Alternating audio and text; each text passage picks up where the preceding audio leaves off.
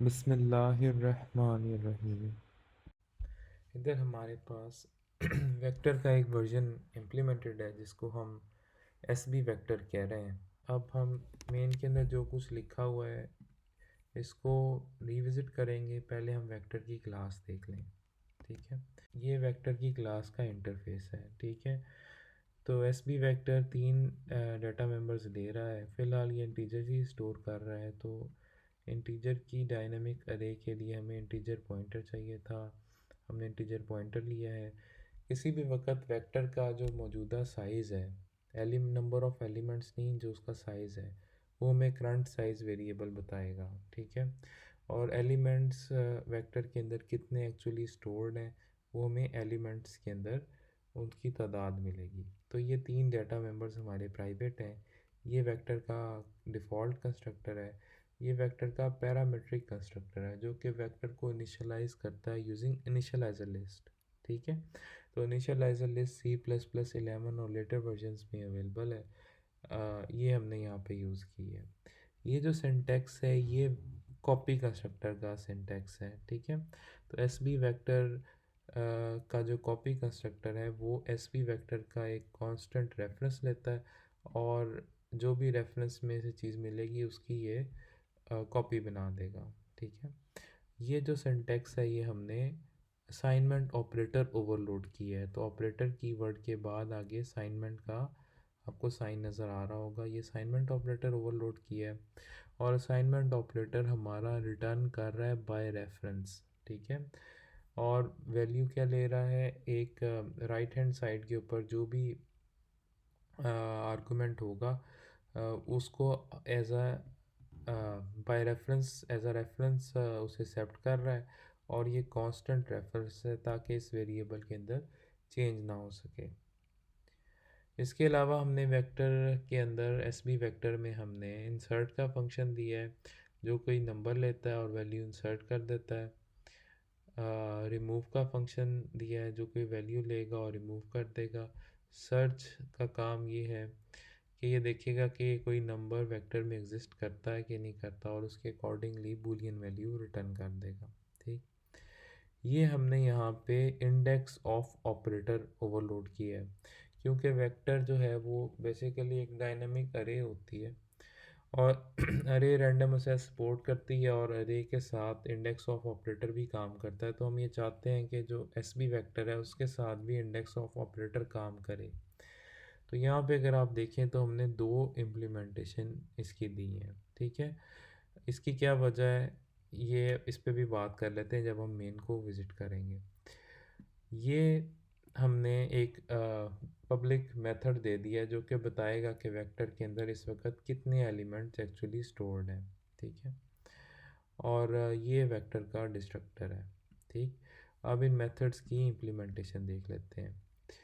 तो ये S B vector का जो डिफ़ॉल्ट कंस्ट्रक्टर है ये क्या ले रहा है जी, एलिमेंट्स और एलिमेंट्स को ज़ीरो से इनिशियलाइज़ कर रहा है। करंट साइज़ को ये कोई वैल्यू दे देता है, 5 दे देता है ताकि जब वेक्टर क्रिएट हो तो हमने पहले से अरे बना के रखी हुई हो जिसको हम यूज़ कर सकते हैं। और न्यू ऑपरेटर यूज़ करते हुए अरे को इनिशियलाइज़ कर रहा है, ठीक है। अच्छा जी,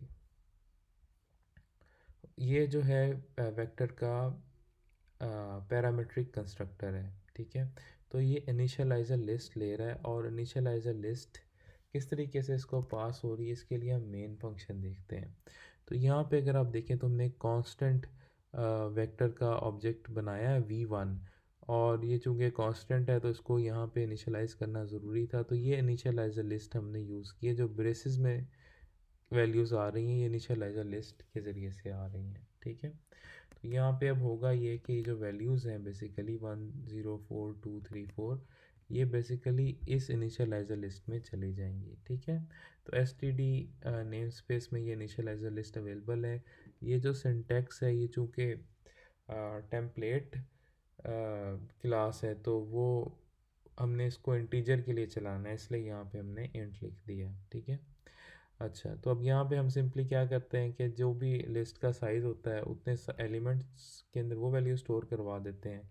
फिर यहाँ पे एलिमेंट्स के लिए हमने लगाया कि अगर एलिमेंट्स 5 से कम हैं तो फिर हम करंट साइज़ 5 ही कर देते हैं, 5 साइज़ की अरे बना लेंगे।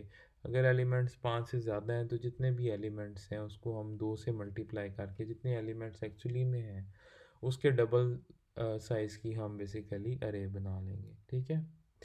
और उसके बाद सिंपली हमने range based for loop list पे यूज़ किया है और इसके ज़रिए से हमने अपनी जो डायनामिक अरे हमने यहाँ पे क्रिएट किया लाइन नंबर 38 पे, इसको हम सारी वैल्यूज़ उसमें कॉपी कर रहे हैं, ठीक है। अच्छा, इसके बाद हमारे पास ये रहा वेक्टर का कॉपी कंस्ट्रक्टर। तो कॉपी कंस्ट्रक्टर ये यहाँ पे डिफ़ाइन हुआ हुआ है। मैं इन मेथड्स को अब फोल्ड करता जाऊँगा जो जो मैं एक्सप्लेन करता जा रहा हूँ, ताकि हमारा फोकस इसके ऊपर रहे। तो कॉपी कंस्ट्रक्टर उस वक़्त कॉल हो सकता है जब एक वेक्टर को हम किसी दूसरे वेक्टर से इनिशियलाइज़ करवाएं, जिस तरह हम लाइन नंबर 36 पे कर रहे हैं, ठीक है।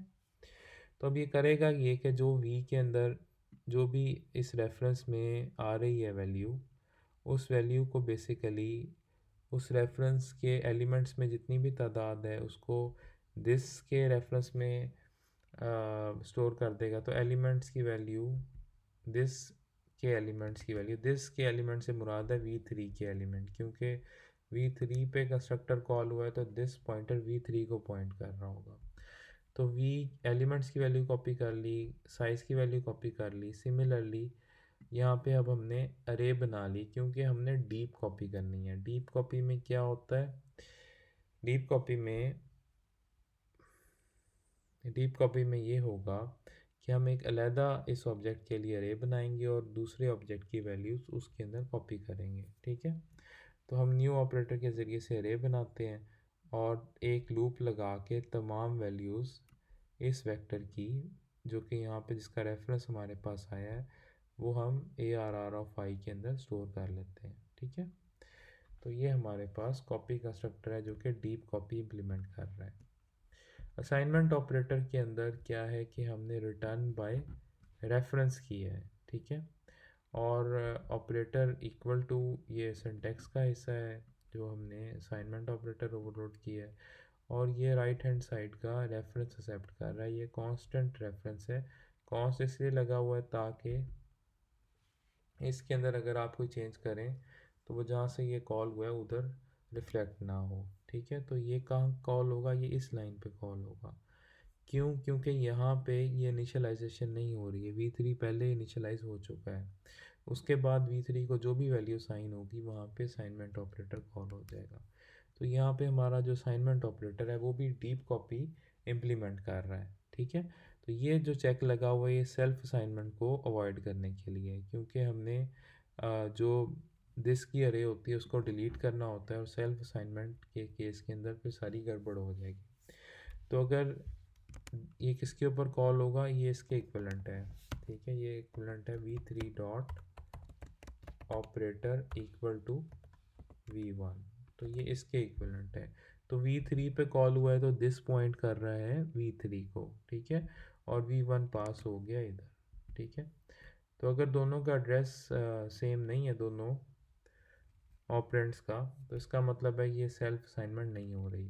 तो उस सूरत के अंदर हम जो हमारी दिस की अरे होती है उसको डिलीट कर देते हैं ताकि कोई मेमोरी लीक ना हो।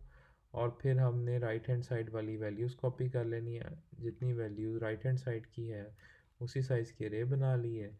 और फिर हमने क्या किया है कि तमाम वैल्यूज़ कॉपी कर ली हैं राइट हैंड साइड वाली अरे की दिस की अरे में, ठीक है। और यहाँ से दिस जिसको पॉइंट कर रहा है उसको हम रिटर्न कर रहे हैं। यहाँ पे अगर आप अवॉइड कर देंगे तो भी इस केस में तो चल जाएगा आपका ये वाला कोड, लेकिन फिर आप चेनिंग नहीं कर सकते। तो फिर आप ये नहीं कर सकते v2 is equal to v3 is equal to v1, this won't be possible. तो हम चाहते हैं जिस तरह बिल्ट इन टाइप्स काम करती हैं उसी तरीके से हमारी भी टाइप काम करे, तो इसलिए हमने रिटर्न यहाँ से रिटर्न बाय रेफरेंस किया है, ठीक है। अच्छा, रिटर्न बाय रेफरेंस की वजह ये नहीं है, अगर यहाँ पे आप इस तरीके से भी करते फिर भी चेनिंग हो जाती ये वाली चेनिंग, लेकिन फिर ये वाली चेनिंग नहीं हो सकनी थी। अगर हम करें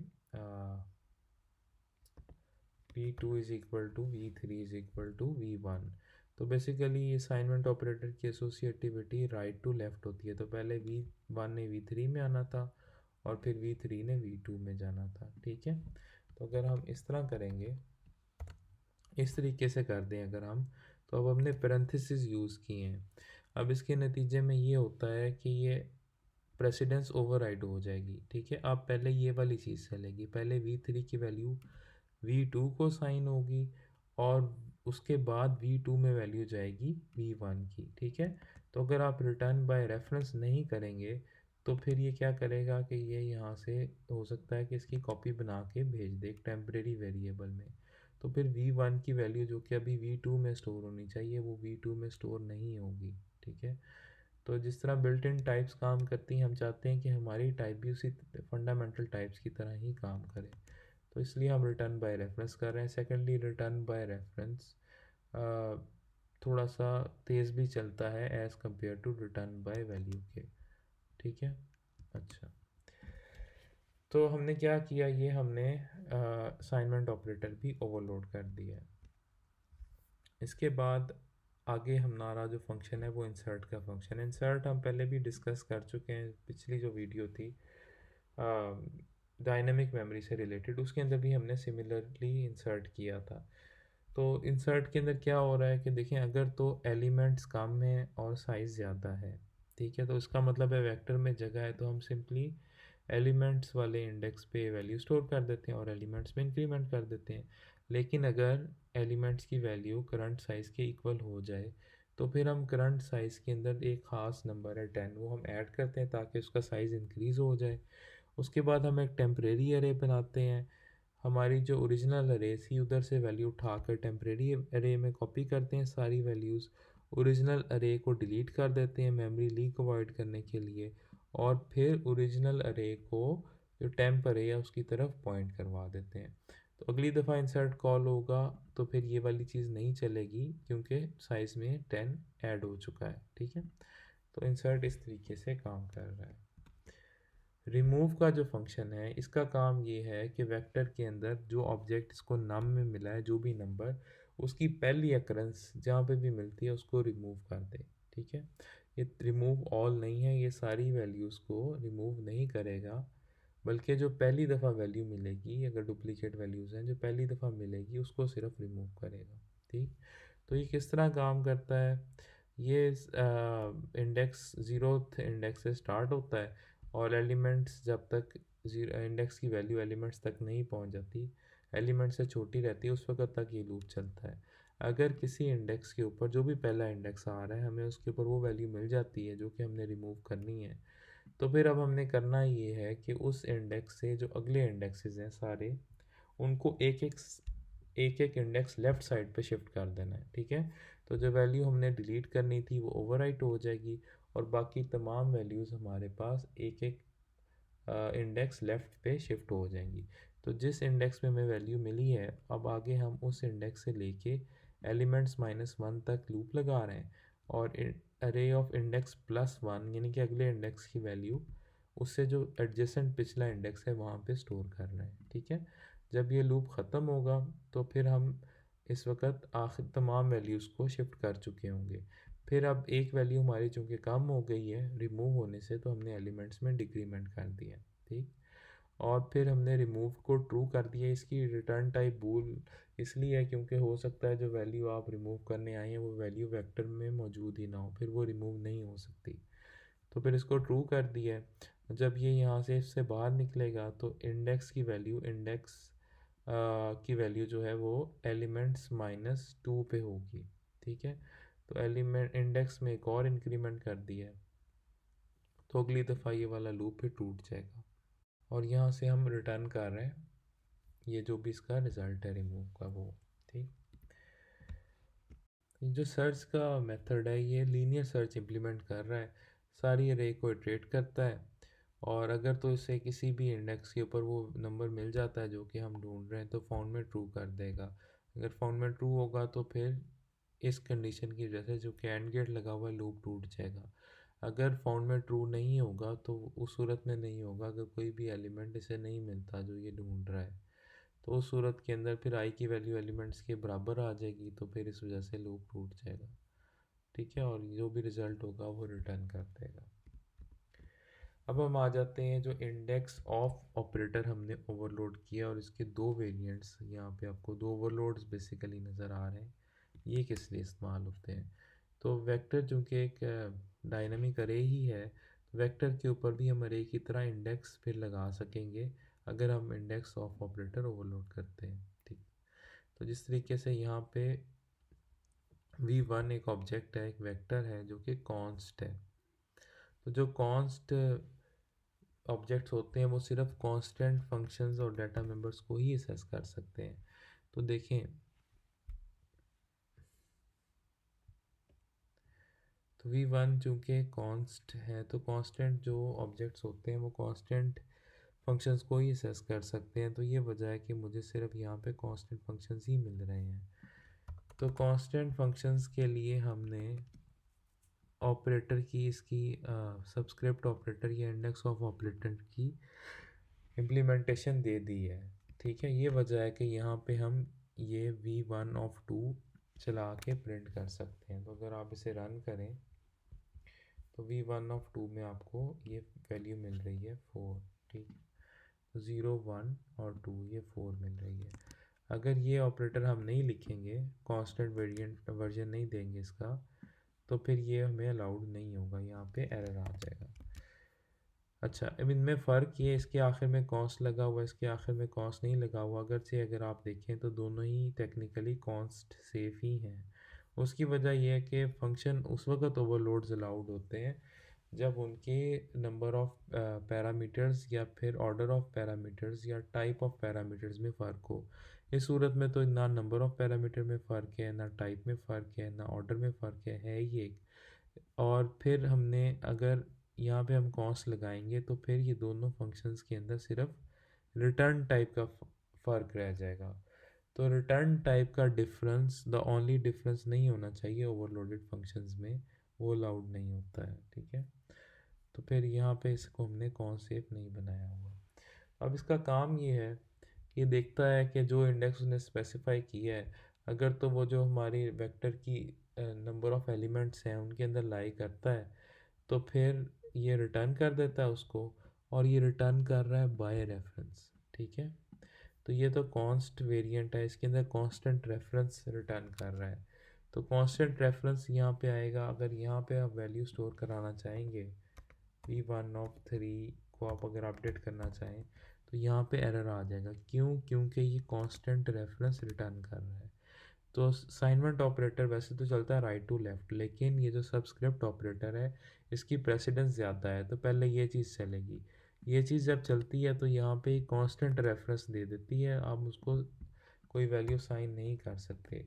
लेकिन अगर ये v2 होता, v2 ऐसा ऑब्जेक्ट है जो कि कांस्टेंट नहीं है, तो v2 के लिए जब ये चीज़ चलेगी तो ये सेकंड इंडेक्स जो होगा इसका, ये इस तरह का सेकंड इंडेक्स रिटर्न कर देगी बाय रेफरेंस, तो हम उसको वैल्यू साइन कर सकते हैं। तो इससे क्या होगा कि v2 की वैल्यू चेंज हो जाएगी। तो v2 का जो सेकंड इंडेक्स है उसके ऊपर पहले पड़ा हुआ था 4। ठीक है, तो पहले v2 प्रिंट हुआ है तो सेकंड इंडेक्स के ऊपर 4 था। ठीक, उसके बाद हमने जब दोबारा v2 प्रिंट किया है तो यहाँ पे अगर आप देखें तो सेकंड इंडेक्स पे फिर इसके 17 आने लग गया। अच्छा, तो ये इंडेक्स ऑफ ऑपरेटर ओवरलोड करने का तरीका है। यहाँ पे एक टर्म यूज़ हो रही है थ्रो। तो अगर तो हमारे पास ऐसी कोई इंडेक्स उसने दिया है जो कि हमारी जो रेंज से मिलाई नहीं करता, तो फिर यहाँ से हम एक एक्सेप्शन थ्रो कर रहे हैं, और उस एक्सेप्शन के साथ हमने मैसेज लिख दिया इंडेक्स आउट ऑफ बाउंड। ठीक, ताकि अगर गलत इंडेक्स स्पेसिफाई होता है तो यहाँ से ये एक्सेप्शन थ्रो कर देगा। ओके, इसको फोल्ड कर लेते हैं और इसको भी फोल्ड कर लेते हैं। ये हमने क्या किया, यहाँ से हमने ओवरलोड किया है स्ट्रीम इंसर्शन ऑपरेटर इस क्लास के लिए। तो ये as a non member function ही ओवरलोड होता है, और ये क्या कर रहा है, ये पहले भी डिस्कस हो चुका है। लेकिन दोबारा देख लेते हैं कि ये ओ स्ट्रीम का ऑब्जेक्ट ले रहा है बाय रेफरेंस, जिस तरह यहाँ पे पास हो रहा है, देखिए ना वेक्टर प्रिंट हो रहा है, ये देखिए हम वेक्टर प्रिंट कर रहे हैं। तो ये ओ स्ट्रीम का ऑब्जेक्ट बाय रेफरेंस ले रहा है और वो ओएस में आ जाता है। और सेकेंडली ये क्या लेता है, ये एक वेक्टर का ऑब्जेक्ट लेता है बाय रेफरेंस। और सिंपली फिर ये जो ओहो, यहाँ हमें ये करना चाहिए था कि इसकी बजाय हम जो ओएस का रेफरेंस यहाँ पे आ रहा है ये यूज़ करें। ठीक है, आप देख सकते हैं कि ये अगरचे नॉन मेंबर फंक्शन है लेकिन क्लास के अंदर इसको एज अ फ्रेंड डिक्लेयर नहीं किया हुआ। उसकी वजह ये है कि हम यहाँ पे कोई भी प्राइवेट डाटा मेंबर यूज़ ही नहीं कर रहे हैं। जो हम अरे है वो सब्सक्रिप्ट ऑपरेटर के ज़रिए से प्रिंट करवा रहे हैं और नंबर ऑफ़ एलिमेंट्स हमने ये पब्लिक मेथड से ले लिए। ठीक है, तो ये स्ट्रीम इंसर्शन ऑपरेटर ओवरलोड करने का तरीक़ेकार है। और आखिर में डिस्ट्रक्टर है। डिस्ट्रक्टर सिंपली क्या करता है कि जो भी ARR जिस डायनेमिक अरे को पॉइंट कर रहा होता है उस डायनेमिक अरे को डिलीट कर देता है। तो मेन के अंदर हम देखें तो यहाँ पे हमने कांस्टेंट वेक्टर बनाया है और इसको इनिशियलाइजर लिस्ट से इनिशियलाइज़ किया है, इसको हमने प्रिंट किया है। तो जो पहला हमारा रिज़ल्ट है वो ये आ रहा है, वेक्टर प्रिंट हो रहा है, ये सी आउट यूज़ करके हमने इसे प्रिंट कर दिया क्योंकि हमने ये वाला ऑपरेटर ओवरलोड किया हुआ था। ठीक है, फिर इसका सेकंड इंडेक्स अगर प्रिंट करना है तो ये रीड ओनली है ना, क्योंकि ये कांस्टेंट है तो इसके लिए कांस्टेंट वाला वेरिएंट चलेगा। तो 4 यहाँ पे आपको नज़र आ रहा होगा। ठीक, फिर हमने एक और वेक्टर बनाया v2 के नाम से, इसके अंदर इंसर्ट का फंक्शन यूज़ करके हमने वैल्यूज़ ये वाली ऐड कर दी हैं। फिर v2 को हम प्रिंट करते हैं तो ये वाली वैल्यूज़ v2 में आ रही हैं। फिर रिमूव किया हमने 23 और 3 रिमूव कर दिए, कोई भी आप वैल्यू रिमूव कर सकते थे। आप देख सकते हैं 3 भी रिमूव हो गया, 23 भी रिमूव हो गया और अब v2 की ये सिचुएशन है। ठीक है, और उसके बाद v2 का जो सेकंड इंडेक्स था तो v2 का 0 1 और 2 ये इसको हमने अपडेट कर दिया है, 17 यहाँ पे स्टोर हो गया तो v2 भी अब अपडेट हो गया है। ठीक, यहाँ पे जो है बेसिकली ये कॉल हो जाएगा कॉपी कंस्ट्रक्टर। उसकी वजह ये कि हम इनिशियलाइज़ करा रहे हैं v3 को v2 से। तो जब कॉपी कंस्ट्रक्टर कॉल होगा तो फिर डीप कॉपी हो रही है, डीप कॉपी होने से जब हम v3 में से 7 रिमूव करेंगे तो v2 को कोई फ़र्क नहीं पड़ेगा। तो v2 जिस तरह का पहले ही था वैसे ही है और v3 अगरचे v2 की कॉपी बनी थी लेकिन इससे 7 अब रिमूव हो चुका है। ठीक है, और ये जो है हमारे पास असाइनमेंट हो रही है। ठीक, तो ये ओरिजिनली जो असाइनमेंट थी वो गालिबन इस तरीके से हो रही थी, v3 is equal to v2 something like this. तो जिस तरीके का फिर v1 है उसी तरीके का v3 बन जाएगा। यहाँ पे भी अगेन डीप कॉपी होगी। तो v3 की पहले वैल्यूज़ ये थी और फिर v1 की जो वैल्यूज़ थी ये और v3 की वैल्यूज़ सेम हो गई हैं। हाँ, v1 कांस्टेंट ऑब्जेक्ट है, v1 की वैल्यूज़ हम चेंज नहीं कर सकते, जबकि v3 कांस्टेंट नहीं है, उसकी वैल्यू आप चेंज कर सकते हैं। ठीक।